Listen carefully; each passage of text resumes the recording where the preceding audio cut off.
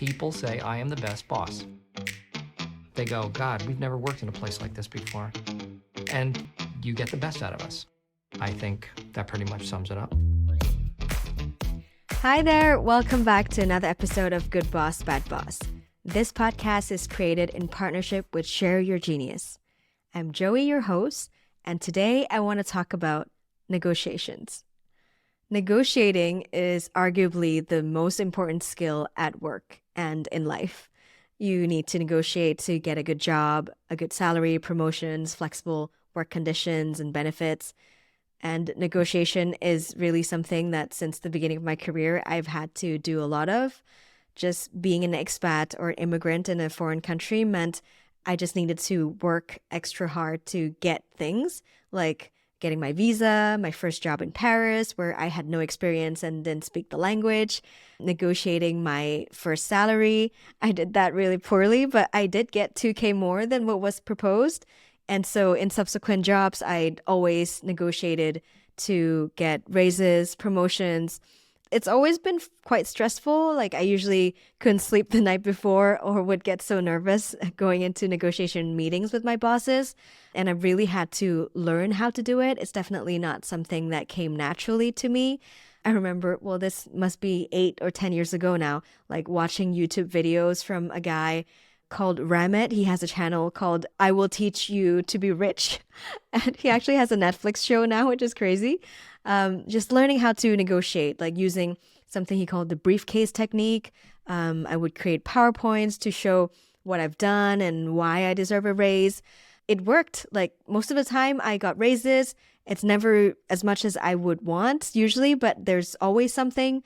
And that has taught me to always negotiate. And when I hit a ceiling at a company, I would go to a new environment. And every time I switched jobs, I would negotiate significant jumps in salaries, sometimes almost doubling my salary when I changed to a new job. All that's to say, negotiation is really something I've learned to do and encourage all my friends to do more of. My mom has always taught me, if you don't ask, you don't get. And I've taken that advice to heart. So it's really interesting when I became a boss and started to have people negotiate with me. Having been on the other side, my instinct was to give people what they want as much as possible, if they deserve it, of course. But I've learned that as a manager, especially a middle manager, you can't always do that. That's really what I want to get into today. First of all, when you become a manager, you realize even more how everything is negotiable. The salary, of course, but also terms and conditions, additional benefits, and you really get the most leverage before you join a company. You really should get those negotiations before you sign the contract. I was the most surprised about sign-on bonuses. So when we were hiring like crazy and the market was really competitive, I had candidates asking for like 10 to 15K sign-up bonuses, and we would say yes. Of course, handling negotiations when times are good is easy. Handling negotiations during tougher times is really what is tricky. Like when well-deserving, high-performing, hardworking team members ask for a raise and you just can't give them one, or when people want growth opportunities to evolve and do something else and there just aren't any upwards mobility. And that's a reality that I'd had to deal with quite often and increasingly more as a manager. And what I've found is setting expectations is key. Ideally, your company has some sort of standards or grid around how raises and promotions are given. So it's not just the manager fending for themselves or playing favorites.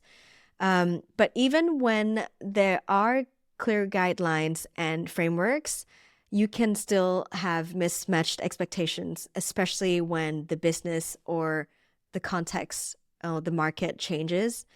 On the receiving end of that as well, personally, when I joined the company and it was like hyper growth and I took on a lot of responsibilities. So I quickly got leveled up, what we call promotion or salary increases.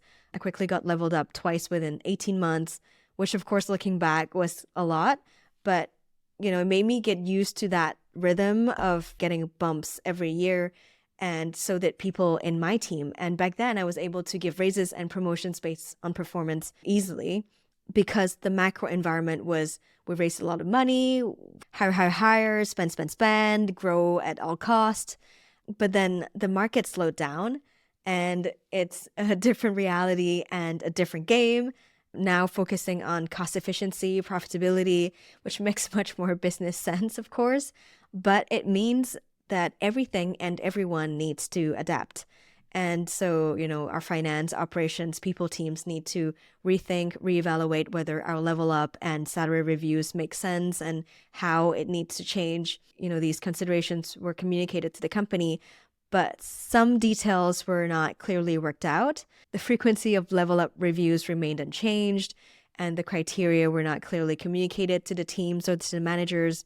And so my team and myself were still using, the old mentality of it's been a period of time. I've done this and that much extra versus the year before, and I've been performing well. I deserve a raise.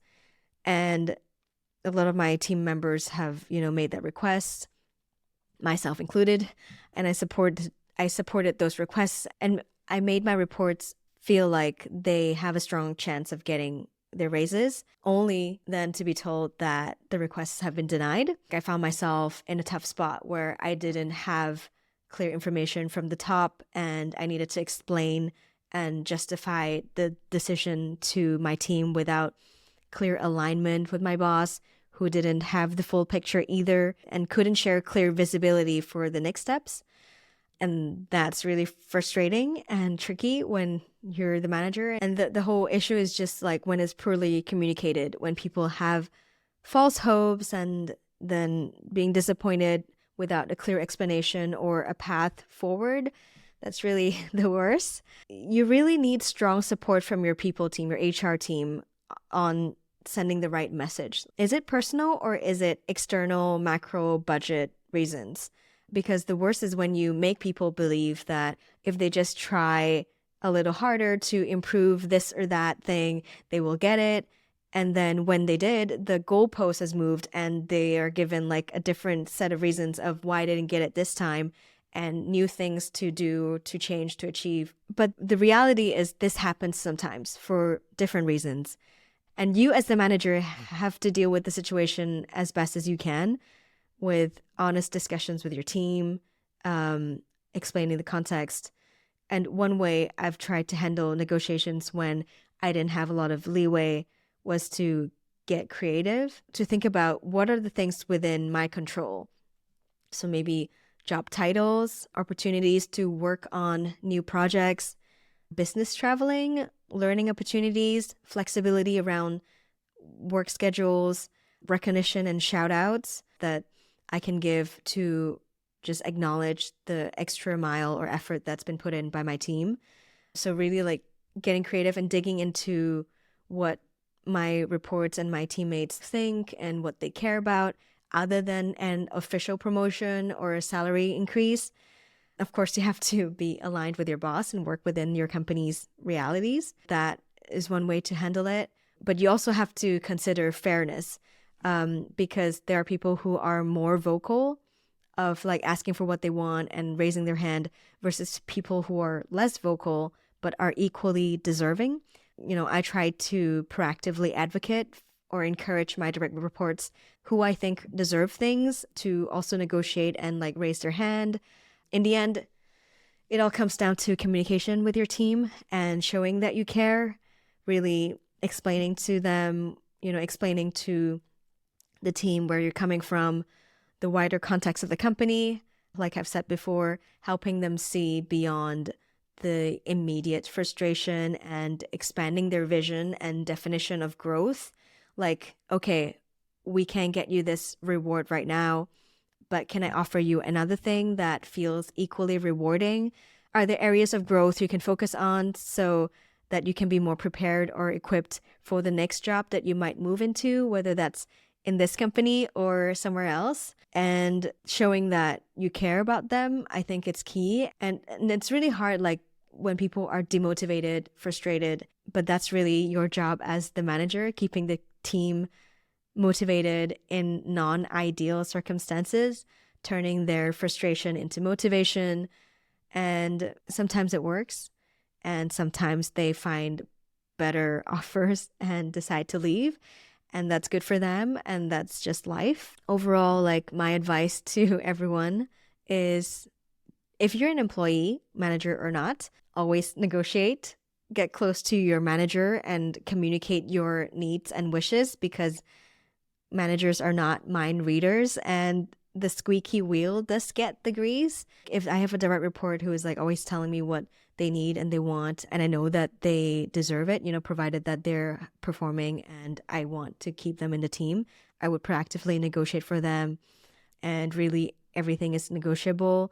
The org chart and hierarchy, as discussed in my previous episode with Devin Bramhall, they're all changeable. And if you're a manager dealing with negotiations, but your hands are kind of tied, really get creative, set the right expectations, try to be as fair as possible. Know that in the end, you can make everyone happy, and we're all trying our best. So that's it for today. I hope that was helpful.